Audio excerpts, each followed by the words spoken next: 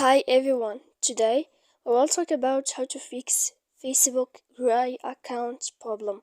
To know how to fix or how to solve Facebook gray account problem, you should just go to settings like this. We will click. After that, in this page you will go to apps, default apps, app settings. When you will see this list, you will go down to find the application of Facebook like this, and you will enter. Then in this page you will go to click force stop. After that, in this page you will enter to storage.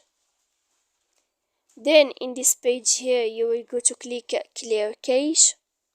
After that you will enter to clear data, and when you will end this you can turn off your phone. So please don't forget to support us by like and subscribe. See you next time in another video.